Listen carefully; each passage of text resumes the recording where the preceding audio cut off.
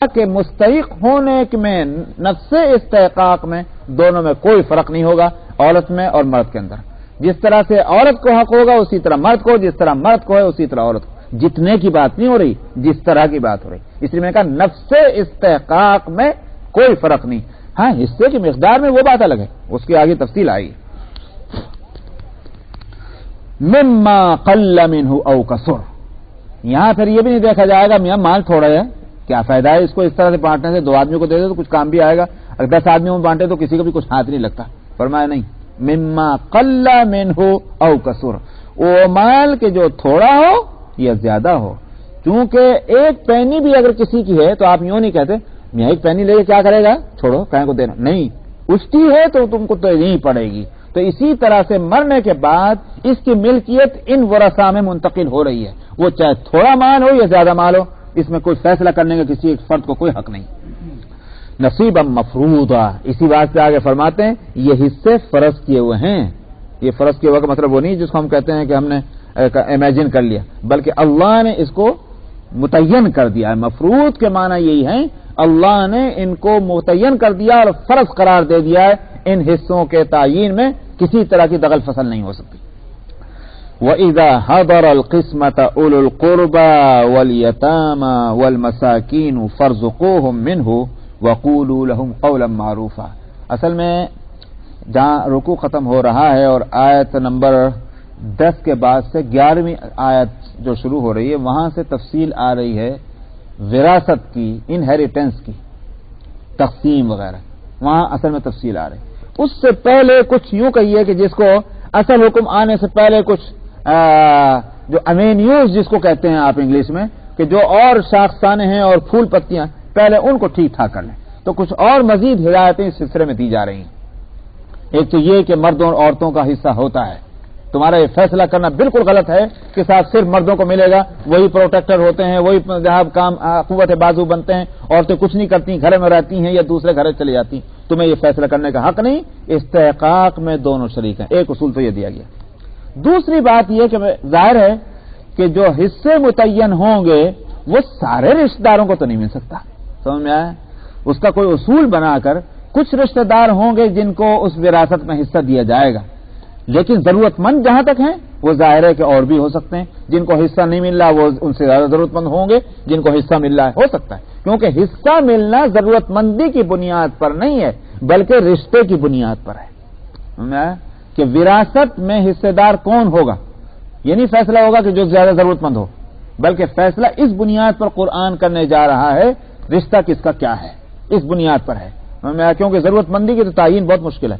میں کہتا ہوں کہ صاحب میں تو ضرورت مند ہوں، آپ کے آپ ضرورت مند نہیں ہے، تو جھگڑا تو اسی میں ہو رہا، پہلے اس جھگڑوں کو نمٹا لیجئے، حصہ کہاں سے لیں گے؟ اس واسطے رشتے کو بنیاد بنا رہا ہے قرآن تقسیم وراثت میں، ضرورت مندی کو نہیں۔ تو اب امکان اس کا ہے کہ جس کو حصہ مل رہا ہے اس سے زیادہ ضرورت مند وہ افراد ہیں خاندان میں کہ جن کو حصہ نہیں مل رہا، اس سے زیادہ ضرورت مند ہو سکتا ہے کہ ان میں کچھ یتیم بھی ہوں، تو کہ لوگ کہنے لگے اے میاں یتیموں کو دے دو، کہیں کو تم تو سنڈے مسٹنڈے کہیں کو لیتے ہو، یہ ایک مسئلہ آ سکتا ہے۔ اس لیے اس بات کو بھی کہا، اس سے تو نظام وراثت ٹوٹ جائے گا کہ اگر یہی رحم دلی رہی تو اللہ سبحانہ و تعالیٰ سے بڑھ کر تم رحیم ہو جاؤ گے، تو اس واسطے قانون جو ہے قانون ہی رہے گا۔ ہاں البتہ اس کا مطلب یہ نہیں کہ تم دل کو سخت کر کے بیٹھ جاؤ کہ اگر ضرورت مند ہیں، فقیر ہیں، مسکین ہیں، یتیم ہیں، ایسے ہیں لاوارث قسم کے، تو وہاں وہ رشتہ دار اور وہ آ کے بیٹھے ہوئے ہیں، تو صاحب ان کے بھی تو کچھ آنسو پہنچنے کی ضرورت ہے، اس کے لیے یہ آیت ہے۔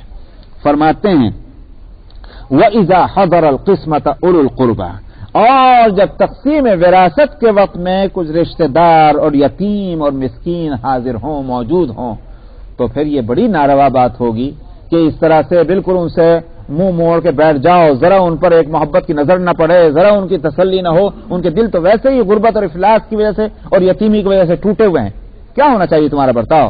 فرمایا فَارْزُقُوهُم، ان کو بھی کچھ دو، وہ کوئی حصہ مقرر نہیں ہے، لیکن جب تم تقسیم کر لو تو تقسیم کر کے کچھ اپنے پاس سے اس کو دے دو، اس حصے میں سے تھوڑا تھوڑا جو بھی کچھ ہے، یہ ہے فَارْزُقُوهُم مِّنْهُ۔ اور وَقُولُوا لَهُمْ قَوْلًا مَّعْرُوفًا، اور ان سے وہ کوئی جھڑکنے کی بات، ڈانٹنے کی بات، ان کو دھتکارنے کی بات مت کرو، بلکہ ان سے اچھی بات کہو، کیونکہ وہ ایک توقع کیے بیٹھے تھے کہ شاید ہمیں بھی کچھ مل جائے، ہم ضرورت مند ہیں، لیکن خدا کے قانون کے مطابق ان کو نہیں مل پا رہا ہے تو تم ان کا دل مزید مت توڑو، بلکہ ان کی اچھی بات ان سے کہو بھائی بیٹھ، ضرور ابھی ہم تقسیم کر لیں، ذرا ڈاکومنٹیشن ہو جائے، ذرا معاملات سے نمٹ جائیں، ضرور ہم تم کو دیں گے، تمہارا خیال کریں گے۔ اس طرح کی بات ان کے زخموں پر مرہم رکھو، نہیں ہے کہ ان کے زخموں کو اور کھرچ ڈالو۔ یہ ہے وقولوا لهم قولا معروفا کے معنی۔ آگے کتنی خوبصورت عجیب بات کہی گئی ہے، اس واسطے کہ یہ ظاہر ہے کہ قانون کوئی آ کر نہیں پکڑ سکتا۔ اس موقع پر قانون یہ تو کہہ سکتا ہے کہ جب قرآن نے فلاں کا حصہ اتنا رکھا تو دو، لیکن قانون آ کر یہ نہیں کہہ سکتا فلاں یتیم کے ساتھ تم نے اچھے الفاظ کیوں نہیں استعمال کیے، فلاں غریب کے ساتھ تم نے حسن سلوک کیوں نہیں کیا۔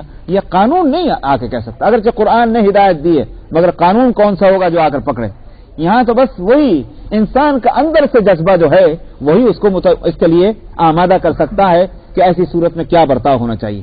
اس جذبے کو بیدار کرنے کے واسطے یہ آگے کی آیت ہے، فرماتے ہیں کہ وَلْيَخْشَ الَّذِينَ لَوْ تَرَكُوا مِنْ خَلْفِهِمْ ذُرِّيَّةً ضِعَافًا خَافُوا عَلَيْهِمْ، فرمایا ڈرنا چاہیے ایسے لوگوں کو کہ اگر وہ اپنے پیچھے کمزور بچوں کو چھوڑ کے مر رہے ہوں تو کتنا ڈرنا ہوگا ان کو ان کے تعلق سے۔ مرنے والا مر رہا ہے، بچے بہت چھوٹے چھوٹے ہیں، کیا اس کو خیال نہیں ہوگا میرے بچوں کا میرے بعد کیا گزرے گی، کون ان کے اوپر محبت سے ہاتھ پھیرے گا، کون ان کی ٹیک کیئر کرے گا، کون ان کے ساتھ سلوک کرے گا، کتنا ڈرنا ہوگا۔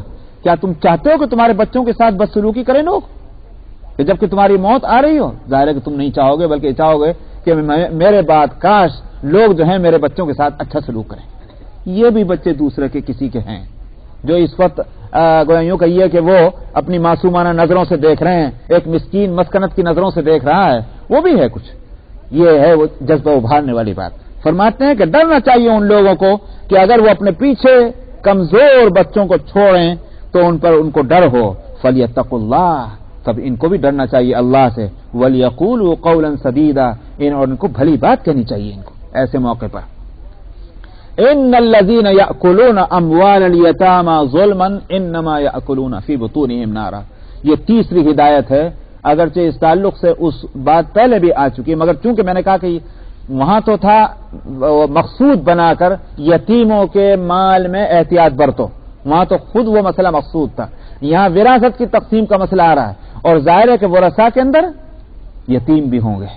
یتیم کس کو کہتے ہیں؟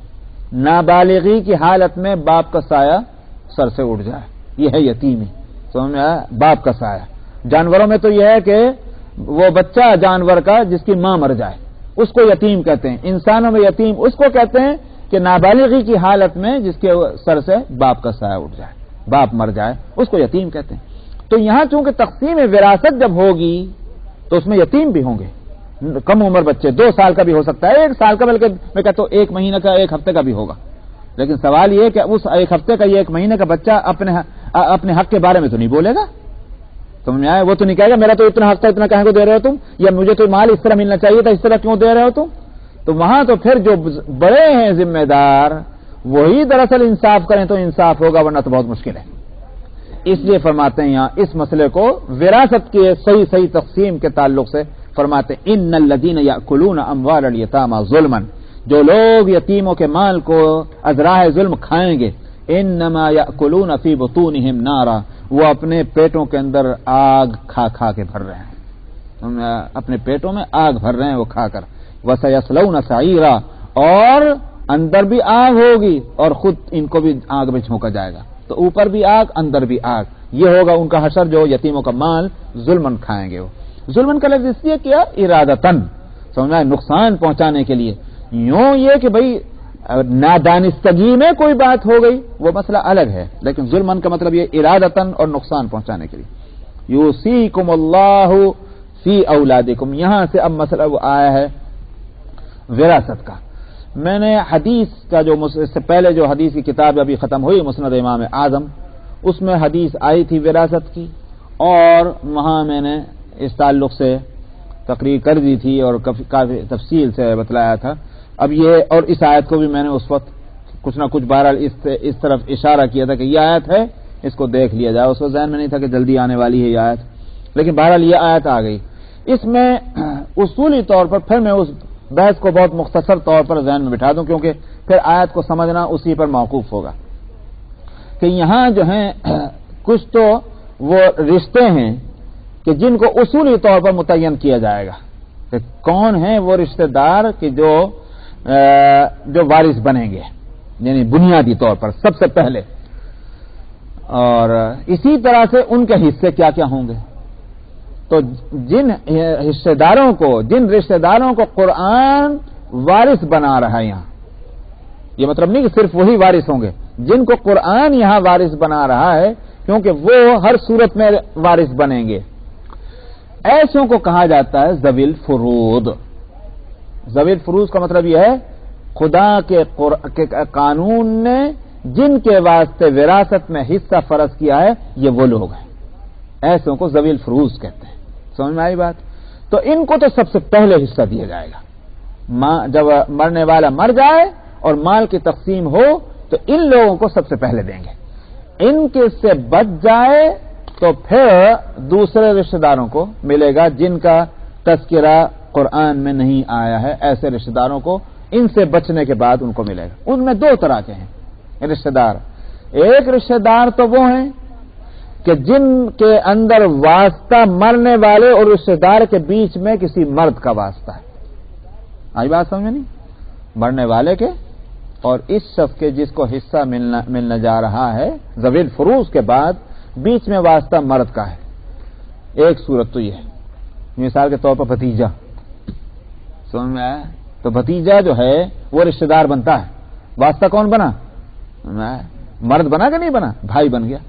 تو اگر واسطہ بیچ میں مرد کا ہے ایسے رشتہ داروں کو کہتے ہیں عصبات، جبکہ وہ قرآن نے جو رشتہ دار یہاں جن کا ذکر کیا ہے ان سے اس میں وہ شامل نہ ہو، تو ان کو عصبات کہتے ہیں۔ عصبات کیوں کہتے ہیں؟ عصبہ اصل میں یہ ہے کیا بولتے ہیں مسلس، یہ مسلس جو ہیں یہ کہلاتے ہیں عصبہ، چونکہ بدن کو سنبھالنے میں یہی عصبات جو ہیں یہ تو سنبھال رہے ہیں، سمجھ میں آیا؟ ورنہ تو اگر یہ مسل کاٹ دیجیے تو ہاتھ بھی لٹک جائے گا، پیر بھی لٹک جائے گا، پھر تھوڑی چلے گا۔ تو یہ عصبات جو ہیں مسلس یہی اصل میں سنبھالنے والے ہوتے ہیں۔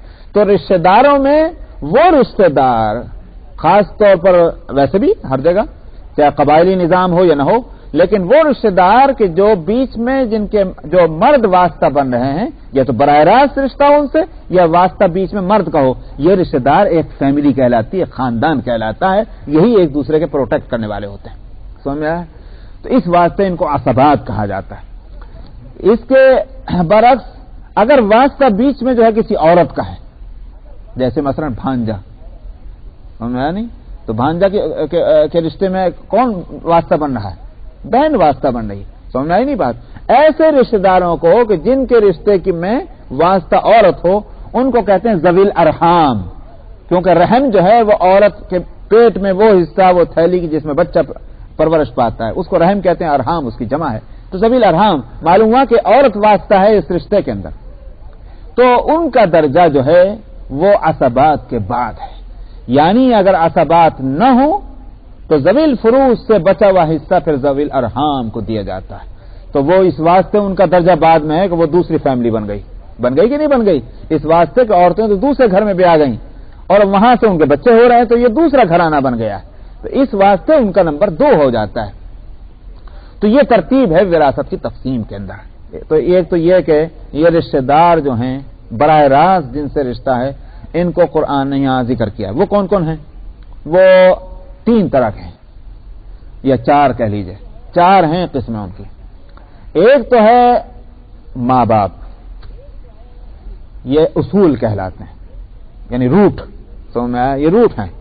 ماں باپ ہو، ماں باپ نہ ہو، اگر نہیں ہے مرنے کے وقت میں تو پھر دادا دادی ہوں گے، یہ اوپر تک جائے گا قصہ، جو بھی ہو مرنے کے وقت، یہ اصول کہلاتے ہیں۔ اور دوسرا حصہ، دوسرے قسم کیا ہے؟ اولاد، ان کو فروع کہتے ہیں۔ اگر براہ راست اولاد موجود ہے وہ حصے دار ہوگی، براہ راست مرنے کے وقت موجود نہیں ہے، ان کی اولاد موجود ہے، پوتا پوتی وغیرہ، وہ حصے دار بنیں گے، یہ فروع کہلاتے ہیں۔ یہ دوسری قسم ہوئی۔ تیسری قسم کیا ہے؟ تیسری قسم ہے بھائی اور بہنوں کی، کہ وہ ماں باپ کے رشتے سے رشتہ دار بن رہے ہیں، سمجھ میں آیا؟ یہ بھائی اور بہنیں ہیں، اور چوتھی قسم جو ہے وہ شوہر اور بیوی کی ہے کہ شوہر کے واسطے بیوی اور بیوی کے واسطے شوہر. یہ 4 ہیں صورتیں ذوی الفروض کی. ان میں سے جو بھی ہو موجود ان کے حصے قرآن نے ان 2 آیتوں کے اندر متعین کیے ہیں کہ ان کے حصے کس کس حالت میں کیا ہوں گے. کیونکہ حالتوں کا بھی تو فرق پڑے گا کہ بھئی حالتوں کا فرق کیا ہے.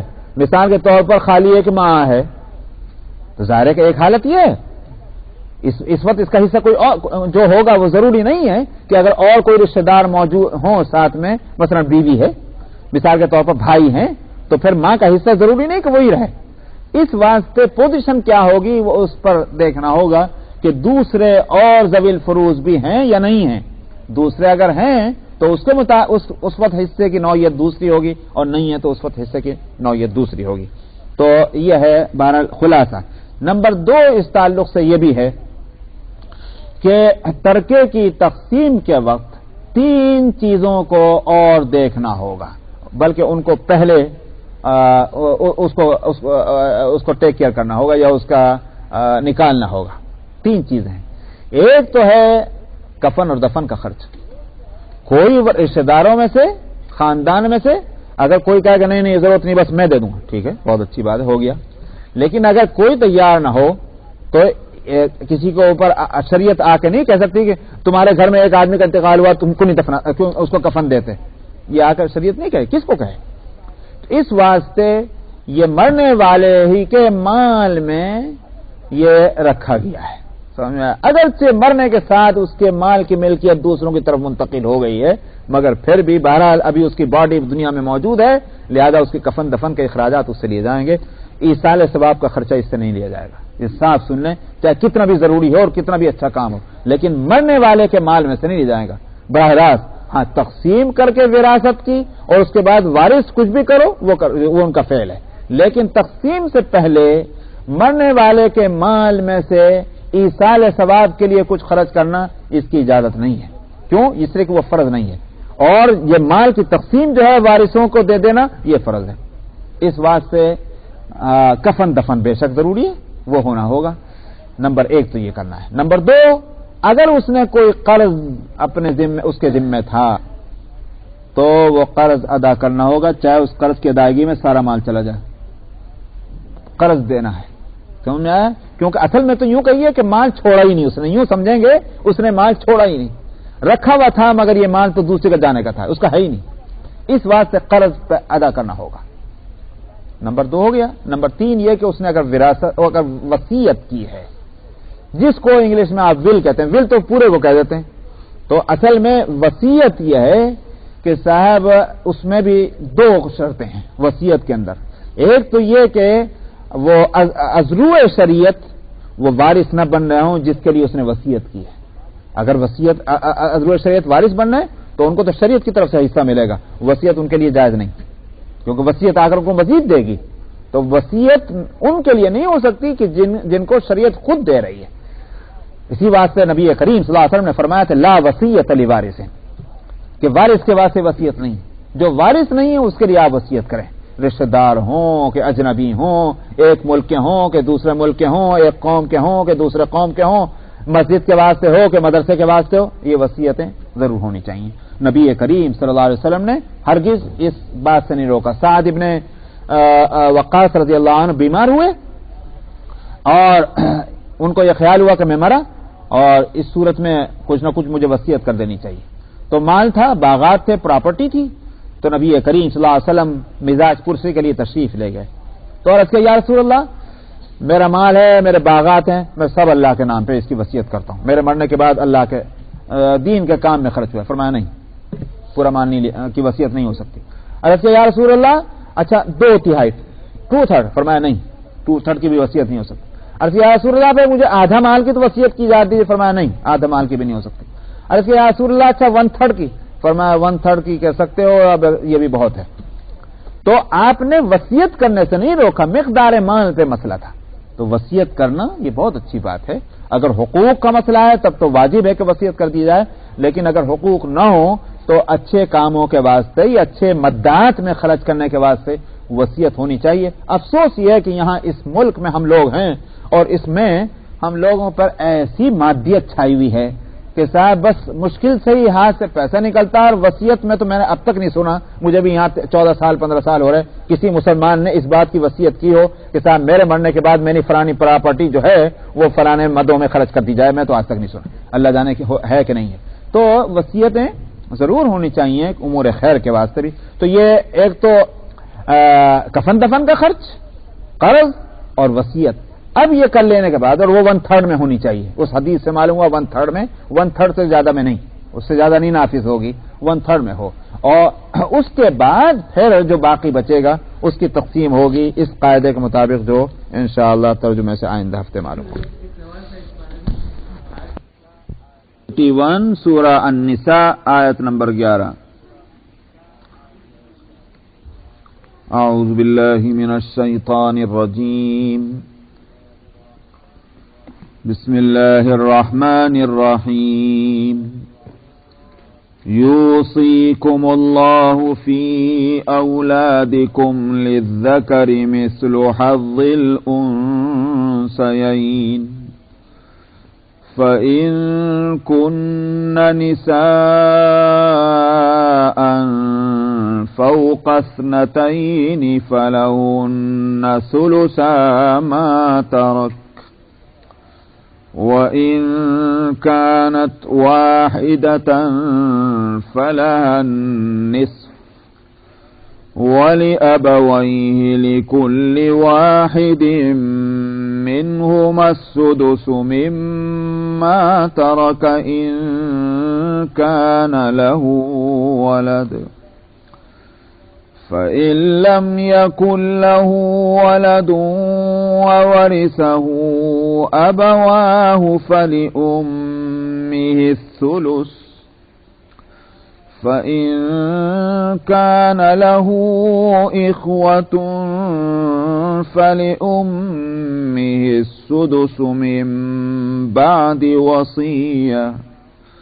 मिन بعد वसीयत यूसी बिहा औ दैन आबाउकुम व अबनाउकुम ला तदरून अय्युहुम अक़रबु लकुम नफ़आ फ़रीदतम मिनल्लाह इन्नल्लाह कान अलीमन हकीमा। वलकुम निस्फ़ु मा तरक अज़वाजुकुम इन लम यकुन लहुन्न वलद फ़इन कान लहुन्न वलदुन फ़लकुमुर रुबउ मिम्मा तरकन मिन बादि वसीयतिन यूसीन बिहा औ दैन वलहुन्न अर्रुबउ मिम्मा तरक्तुम इन लम यकुन लकुम वलद फ़इन कान लकुम वलदुन फ़लहुन्न अस्सुमुनु मिम्मा तरक्तुम मिन बादि वसीयतिन तूसून बिहा औ दैन वइन कान रजुलुन यूरस कलालतन औ इम्रअतुन वलहु अखुन औ उख्तुन फलिकुल्लि वाहिदिन मिन्हुमा अस्सुदुस फ़इन कानू अक्सर मिन ज़ालिक फ़हुम शुरकाउ फ़िस्सुलुस मिन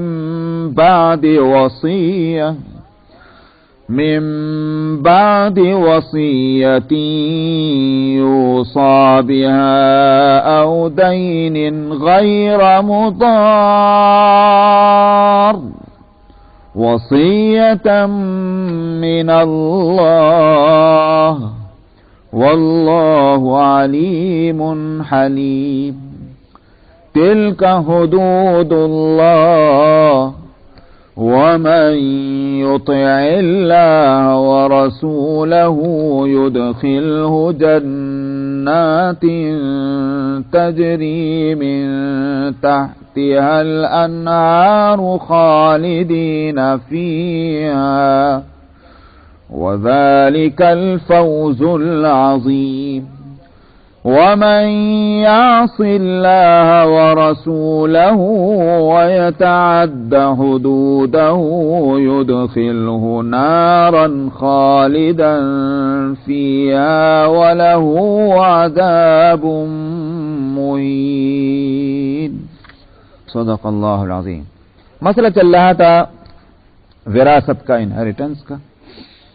تو میں نے یہ بات بتائی تھی کہ جن رشتہ داروں کے حصے ان دو آیتوں میں بتلائے ان کو ذوی الفروض کہتے ہیں، کیونکہ ان کے حصوں کو اللہ نے فرض کر دیا، مقرر کر دیا. اور وہ رشتہ دار کے جو ان کے علاوہ ہیں اور واسطہ بیچ میں مرنے والے کے اور رشتہ دار کے بیچ میں واسطہ کسی مرد کا ہے تو اس کو عصبات کہتے ہیں. کہ ذوی الفروض سے جب کچھ بچے تو پھر وہ عصبات میں تقسیم ہو. اور اگر واسطہ بیچ میں کسی عورت کا ہے تو ان کو ذوی الارحام کہتے ہیں کہ اگر ذوی عصبات نہ ہو تو پھر ذوی الفروض سے جو بچے گا وہ ذوی الارحام کو ملے گا. یہ تین قسمیں میں نے بتائی تھی رشتہ داروں کی. اسی طرح سے حصے بھی میں نے بتلائے تھے کہ حصے جو ہیں وہ یہاں قرآن حکیم میں جو بتلائے گئے ہیں وہ یا تو 2/3 یا 50% آدھا، اور یہ 1/3 اور اسی طرح سے 1/4 اور 6واں حصہ اور 8واں حصہ. کس کا کیا ہے وہ یہ آیتیں اب جیسے جیسے الفاظ آئیں گے وہ متعین ہوتا چلا جائے گا. میں گزشتہ ہفتے شاید یہ مضمون بتلا رہا تھا کہ وصیت جو ہے وہ اس کا کرنے کا حق ہے. اس میں دو شرطیں ہیں. ایک تو یہ کہ جس کو حصہ مل رہا ہے، جو وارث بن رہا ہے شریعت کی روح سے، اس کے لیے وصیت نہیں ہوگی، کیونکہ لا وصیت وارث نبی کریم صلی اللہ علیہ وسلم نے فرما دیا. دوسری شرط یہ ہے کہ وہ وصیت 1/3 کے اندر ہو. 1/3 جو بھی کچھ اس نے وہ مرنے پر مال چھوڑے گا اس کا 1/3 ہونا چاہیے، اس کے اندر ہو وصیت. اس سے زیادہ کی اگر وصیت کر بھی دی تو اس کا اپلیکیشن نہیں ہوگا، 1/3 کے اندر ہی اپلیکیشن ہو سکے گا. یہ دو شرطیں. اور تو اب جب مال کی تقسیم کا مسئلہ آئے تو پہلے قرض ادا کریں اگر قرض اس کے ذمہ ہے، کفن دفن کا خرچ ادا کریں اگر کسی نے نہیں دیا ہے، اور تیسری بات یہ کہ وصیت کو نافذ کریں اگر اس کی کوئی وصیت ہے پہلے. اس کے بعد جو بچے گا وہ تقسیم ہوگی. کس طرح تقسیم ہوگی یہاں اس کو فرماتے ہیں اللہ تم کو وصیت کرتا ہے. وصیت کا لفظ جو ہے تاکیدی حکم کے واسطے ہے. جیسے مرنے والا مرنے سے پہلے کہے کہ میرے مرنے کے بعد یہ کام اس طرح ہونا، اس طرح، اس کو وصیت کہتے ہیں، جس کو آپ انگلش میں ول کہتے ہیں. تو اس کے خلاف چونکہ کوئی نہیں کرتا، یہاں تک کہ گورنمنٹ بھی مجبور ہو جاتی ہے، اپنے قانون کو بھی لپیٹ کے رکھ دیتی ہے کہ بھئی مرنے والے کا ایک ول ہے، ہمیں اس کو فالو کرنا ہے. تو تاکیدی حکم کو عربی میں وصیت کہتے ہیں. تو اس لیے یہاں لفظ یوصیکم اللہ، اللہ تم کو وصیت کرتے ہیں کہ مطلب یہ کہ بڑی تاکید کے ساتھ تم کو حکم دے رہے ہیں. یہ لفظ یہاں کیوں لائے؟ نماز پڑھنے کے لیے نہیں وصیت کا لفظ کہا، زکوٰۃ دینے کے واسطے وصیت کا لفظ استعمال نہیں ہوا، حج کرنے کے واسطے وصیت کا لفظ استعمال نہیں ہوا، لیکن جب مسئلہ آیا ترکے کا تو اللہ فرماتے ہیں کہ ہم تم کو وصیت کر رہے ہیں. تو یہ کیا بات اصل یہ ہے کہ یہ مال کا قصہ ہے. تو اصل میں مال کی محبت بڑے گل کھلاتی، اسی میں دغل فصل ہوتا ہے. لوگ سمجھتے ہیں کہ بھائی کسی نے نہیں دیکھا چلو کیا بر. اس واسطے یہاں اس مال کی تقسیم کا جب مسئلہ آیا، جبکہ اصل مالک جو ہے اس کی آنکھ بند ہو چکی ہے، اب تو دوسرے ہیں، تو دوسرے کتنی گڑبڑ کریں گے. اس واسطے اللہ کا خوف ہی ان کو صحیح راستے پر جو ہے وہ قائم رکھ سکے گا، ورنہ دنیا کی کوئی طاقت، گورنمنٹ بھی اپنا قانون لیے پھرتے رہے گی. اگر کسی کو بے ایمانی کرنی ہے تو لوپ ہول کتنے مل جاتے ہیں. اللہ کا خوف ہی اس کو صحیح راستے پر رکھ سکتا ہے. اس لیے یوصیکم اللہ، اللہ تم کو وصیت کرتا ہے تمہاری اولاد کے بارے میں، یعنی ان کو ترکہ ملے، للذکری مثل حظ الانثیین، جو بیٹا ہے اس کو ڈبل ملے گا بیٹی کی نسبت سے. یہ ایک بات ہو گئی. تو مثلا اگر کسی کے ایک بیٹا اور ایک بیٹی ہے، آگے کچھ نہیں، کوئی نہیں، اب کوئی مان لیجئے تھوڑی دیر کے واسطے، تو کیا کریں گے؟ کل مال کے قرض ادا کرنے کے بعد، وصیت کے بعد وغیرہ وغیرہ جو میں پہلے بتا چکا ہوں، کل مال کے 3 حصے کر دیں گے. 2 حصے بیٹے کو دے دیں گے، 1 حصہ بیٹی کو دے دیں گے. تو یہ ڈبل ملے گا لڑکے کو. یہاں ایک سوال میں نے اس وقت بھی صاف کیا تھا جس وقت حدیث آ رہی تھی ترکے کی، اور مگر میں پھر اب بتا دوں، کیونکہ ہوتا یہ ہے کہ بھئی ایک ہفتے کوئی آتا ہے، دوسرے ہفتے کوئی اور آ جاتا ہے. تو اب یہ کہ وہ پھر اس کے دماغ میں سوال رہتا ہے کہ مولانا نے جو ہے انکمپلیٹ بات کہہ دی تھی، اس واسطے پھر دوبارہ دہرانا پڑتا ہے بعض مسائل کو. اصل مسئلہ جو ہے وہ یہ ہے کہ لوگوں کے دماغ میں یہ سوال پیدا ہوتا ہے کہ بھئی لڑکی کو اکہرا اور لڑکے کو دوہرا کیوں؟ خاص طور پر یہاں تو آ کر اور بھی مصیبت ہے، اس واسطے کہ بھئی آبلیگیشن دونوں کی ایک ہی ہیں، اور صاحب چال چلن بھی دونوں کی ایک ہی ہے، اور اس واسطے پھر دونوں کو یکساں کیوں نہ ملے؟ یہ اصل مشکل ہے اگر سوال پیدا ہوتا ہے. تو سوال میں عرض کر دوں، یہ جو میں نے کہہ رہا ہوں کہ مذاق اڑانے کے لیے نہیں، بلکہ ذہن کو اس طرف متوجہ کرنے کے لیے کہ سوال دراصل اس انوائرمنٹ نے پیدا کیا ہے. ورنہ اگر انوائرمنٹ اور ماحول وہ ہوتا کہ جو قرآن نے بنایا تھا، وقرن فی بیوتکن، تم اپنے گھروں میں بیٹھی رہو، اور جب تک شادی نہیں ہوئی تو ماں باپ کے ذمہ ہے خرچ، اور شادی ہو گئی تو شوہر کے اور سسرال کے ذمہ ہے خرچ. اس کے اپنے ذمہ کچھ ہے ہی نہیں، اپنا بھی نہیں، دوسرے کا تو کہاں سے ہوگا. یہ تھا وہ جو ایک فیملی سسٹم جو قرآن نے قائم کیا. لہذا جب اس سسٹم پر رہیے تو یہ سوال ہی پیدا نہیں ہوتا کہ صاحب لڑکی کو اکہرا کیوں ہو اور لڑکے کو دوہرا کیوں. بلکہ اس وقت تو ایسا لگے گا میں اکہرا بھی زیادہ ہی لگ رہا، اس واسطے کہ جو ملے گا وہ تو رکھا ہی رہ جائے گا، خرچ تو کرنا نہیں، کیونکہ خرچ تو دوسرے کے ذمہ ہے. اگر دیکھا جائے تو واقعہ یہی ہے کہ صاحب جب اس کو خرچ نہیں کرنا تو کیوں ملے؟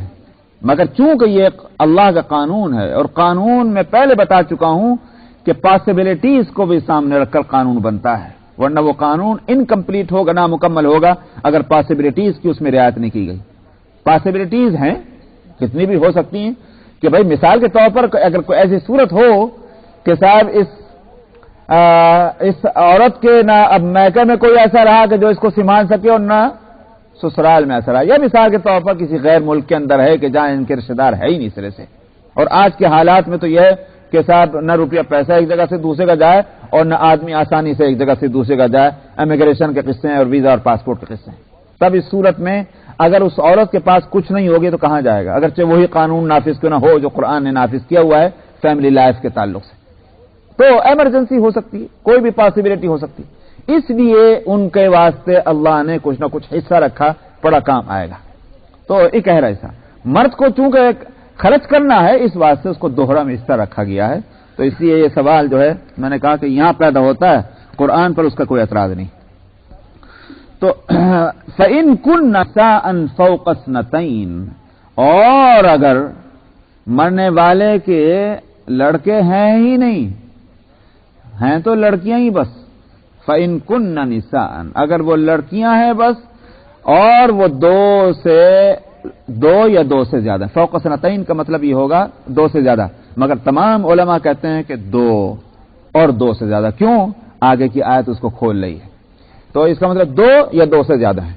تو اگر صرف بیٹیاں ہیں اور 2 یا 2 سے زیادہ ہیں تو کیا ہوگا کہ ان کو 2/3 پورے مال کا 2/3 جو ہے وہ ان کو ملے گا. 2 ہیں تو 1/3 کو 1/3 کو دے دیں گے. 2 سے زیادہ ہیں، 3 ہیں، 4 ہیں، 5 ہیں، 6 ہیں، جو بھی ہیں، صرف لڑکیاں، تو وہی 2/3 جو ہے برابر برابر ان لڑکیوں میں تقسیم کر دیا جائے گا. سمجھ میں آیا؟ باقی 1/3 وہ ہے کیا نام ہے کہ عصبہ کو دیکھیں گے کہ بھئی عصبات میں سے کوئی ہے کہ نہیں ہے، جس کو میں بتا چکا ہوں کہ عصبہ کس کو کہتے ہیں. آگے چلیں. وَإِن كَانَتْ وَاحِدَةً فَلَهَا النِّصْفُ، اور اگر وہ صرف ایک ہی لڑکی ہے تو پھر اس کو آدھا ملے گا. تو 50% جو ہے وہ اس کو مل جائے گا، ایک ہی لڑکی. تو ایک لڑکی نے آ کر یہ بتایا کہ پہلے جو آیا تھا فوق سنتین وہاں 2 اور 2 سے زیادہ مراد ہیں، سمجھا، ورنہ 2 کے واسطے الگ قانون آنا چاہیے تھا. تو جب 2 ایک کا یہ ہے اور 2 سے اوپر کا یہ، تو مطلب یہ کہ 2 اس میں شامل ہیں. یہی علماء نے سمجھا. ولی ابویہ لکل واحد منہما السدس، اولاد کا ہو گیا مسئلہ، لڑکے اور لڑکیاں ہیں تو اس طرح تقسیم ہوگی، صرف لڑکیاں ہیں تو اس طرح تقسیم ہوگی. رہ گیا یہ کہ اگر صرف لڑکے ہی ہیں اور کوئی نہیں تو وہ چونکہ عصباں ہیں لڑکے، اس واسطے پورا انہی کو مل جائے گا، برابر برابر تقسیم کر دیا جائے گا. وہ خود بخود بات سمجھ میں آ جاتی اس آیت ہی سے کہ جب لڑکیوں کا حصہ بتا دیا، لڑکے اور لڑکیوں کا بتلا دیا، تو خود سمجھ میں آتا ہے کہ اگر صرف لڑکے ہیں تو پورا مال انہی کو جو ہے برابر تقسیم کر دیا جائے گا. صاحب ولی ابویہ، آگے فرماتے ہیں کہ مرنے والے کے ماں باپ اگر ہیں زندہ تو پھر ان میں سے ہر ایک کو چھٹا حصہ ملے گا، ماں کو بھی حصہ چھٹا ہی اور باپ کو بھی چھٹا. یہاں ایک سوال پیدا ہو سکتا ہے، اگرچہ مجھے ضرورت نہیں جواب دینے کی، نہ سوال پیدا کرنے کی نہ جواب دینے کی، کیونکہ اللہ کا قانون ہے، قانون کے علت کو اللہ جانتے ہیں، مگر حکمت، ہم حکمت کی بات کر رہے ہیں، علت کی نہیں. ریزن کیا ہے، وہ ریزن تو اللہ کو معلوم ہے، ہم صرف وزڈم بتا سکتے ہیں، اور بھی اللہ کی مہربانی ہے کہ وزڈم معلوم ہو جائے. یہاں ایک سوال یہ پیدا ہو سکتا ہے کہ صاحب ابھی تو آپ تقریر کر رہے تھے کہ عورتیں جو ہیں چونکہ ان کے ذمہ کوئی خرچ ہے ہی نہیں، اس واسطے ان کا ایک گہرا حصہ ہے. یہاں جب اماں ابا کا قصہ آیا تو چھٹا چھٹا دونوں کو برابر برابر دے رہے ہیں، کیوں اماں کو کم نہیں دے رہے، ابا کو زیادہ نہیں دے رہے، یہ ایک سوال پیدا ہو سکتا ہے. تو یہاں اصل مسئلہ جو ہے وہ یہ ہے کہ ماں اور باپ کو دراصل اس لیے حصہ نہیں دیا جا رہا ہے کہ یہ ان کی ضرورتوں کا خیال کرتے ہوئے، بلکہ ان کے اپنے درجے کی رعایت سے، کہ ماں اور باپ کا جو حق ہے بحیثیت ماں اور باپ کے اولاد پر، اس حق کی رعایت یہاں کی جا رہی ہے. اور چونکہ ماں کا حق مستقل ایک لحاظ سے ایکول ہے باپ کے حق کے، اور ایک لحاظ سے مطلب اس لحاظ سے میں کہہ رہا ہوں کہ باپ کا درجہ بڑھا ہوا ہے اطاعت اور فرما برداری میں، اور ماں کا درجہ بڑھا ہوا ہے خدمت گزاری میں. سمجھ میں آیا؟ جب مسئلہ خدمت کا آئے تو باپ کو چھوڑ کر ماں کی خدمت کرے، اور جب مسئلہ فرما برداری حکم پر عمل کرنے کا آئے تو ماں کو چھوڑ کر باپ کی بات سنے. سمجھ میں آیا؟ یہ ہے اسلام میں. یہ مطلب نہیں کہ ماں کی نافرمانی کرے، لیکن اگر 2 کا حکم ایک دوسرے کے خلاف ہے تو باپ کی فرما برداری کی جائے گی، اور اگر خدمت کا مسئلہ آئے تو پھر ماں کی خدمت کی جائے گی، اس لیے کہ ماں کا حق بھی زیادہ ہے اور وہ کمزور بھی ہے فطری طور پر. تو اس لیے یہاں حق کی وجہ سے کہ ماں اور باپ کا بحیثیت ماں اور باپ کے جو مقام ہے، اس لیے ان کو حصہ دیا جانا ہے. تو جب دونوں کا ایک مساوی درجہ ہے تو حصہ بھی مساوی رکھا گیا، برابر رکھا گیا، چھٹا چھٹا دونوں کو برابر دیا جائے گا. یہ حکمت ہے.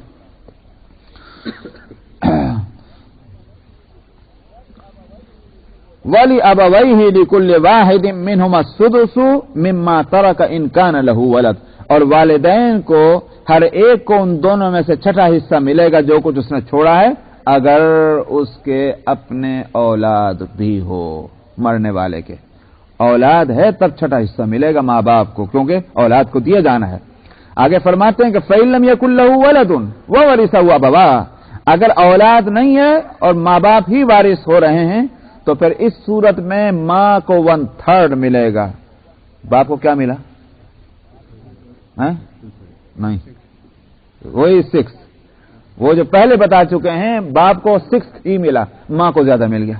دیکھا آپ نے نقشہ، اگر وہ حکمت ذہن میں رہے تو بات صاف ہو جاتی ہے کہ چونکہ اب اولاد کو نہیں ملنا، اولاد ہے نہیں، تو اب ماں باپ کا جو ہے وہ مسئلہ آتا ہے تو ماں کا مقام زیادہ ہے خدمت کے لحاظ سے، حق کے لحاظ سے. اس واسطے ماں کو زیادہ دلا رہے ہیں، باپ کا وہ چھٹا حصہ کا چھٹا حصہ ہے کہ اولاد ہو تب بھی چھٹا حصہ، اولاد نہ ہو تب بھی چھٹا حصہ ہے، لیکن ماں کو زیادہ دے رہے ہیں کیونکہ اولاد نہیں. تو یہ ہے فَإِن كَانَ لَهُ إِخْوَةٌ، اور اگر اولاد تو نہیں مگر بھائی ہیں تو پھر ماں کا حصہ پھر کم ہو گیا، کیونکہ ماں کا حصہ تو زیادہ اس واسطے ہوا تھا کہ اولاد نہیں ہے، بھائی بھی نہیں ہے، تو اب صرف ماں باپ کو ملنا ہے، تو چھٹا حصہ باپ کو، تہائی حصہ 1/3 جو ہے ماں کو. لیکن اگر بھائی بھی ہیں فَإِن كَانَ لَهُ إِخْوَةٌ فَلِأُمِّهِ السُّدُسُ، تو پھر ماں وہ جو ہے ماں کو چھٹا ہی حصہ ملے گا۔ یہاں سوال یہ کہ یہ کون سے بھائی؟ بھائی بھی سن لیجئے 3 طرح کے ہوتے ہیں۔ تو ایک تو ہمارے اردو کے لحاظ سے تو 2 ہی طرح کے ہیں، ایک سگا ایک سوتیلا، لیکن عربی کے میں اور اسی طرح سے وراثت کے معاملات میں بھی 3 طرح کے ہیں۔ ایک بھائی حقیقی جس کو ہم سگا کہتے ہیں کہ ماں بھی ایک باپ بھی ایک تو وہ ہوتے ہیں ماں بھائی اور بہنیں، اور ایک ہوتے ہیں باپ شریک کہ باپ ایک ہے ماں الگ الگ ہے، ان کو کہتے ہیں اللاتی۔ اور تیسرا جو ہے وہ ہے یہ کہ ماں ایک ہے باپ الگ الگ ہیں، ان کو کہتے ہیں اخیافی۔ تو یہاں جو ہے ماں شریک کی بات ہو رہی ہے، اخیافی بھائیوں کی بات چل رہی ہے، حقیقی ہوں یا اخیافی ہوں، باپ شریک نہیں۔ یعنی کیونکہ باپ اگر ان کے ماں الگ الگ ہے تو ماں کا حصہ اس کا کیوں کم ہوگا؟ ان بیٹوں کی وجہ سے، ان بھائیوں کی وجہ سے جس سے ان کا کوئی رشتہ نہیں ہے۔ تو یہاں اخیافی بھائی مراد ہیں یا وہی اللاتی بھائی مراد ہیں۔ فرماتے ہیں میں نے کیا کہہ دیا، اللاتی نہیں بھائی غلط کہہ رہا ہوں، اخیافی وہ جو ماں شریک ہیں وہ مراد ہوں گے، اور اسی طرح حقیقی۔ تو فرماتے ہیں کہ اگر اس کے بھائی ہیں تو پھر ماں کو چھٹا حصہ ملے گا وصیت کرنے کے بعد کہ جو اس نے کی ہو، یا قرضہ ہے تو اس کے ادا کرنے کے بعد۔ فرماتے ہیں آباؤکم وابناؤکم لا تدرون ایہم اقرب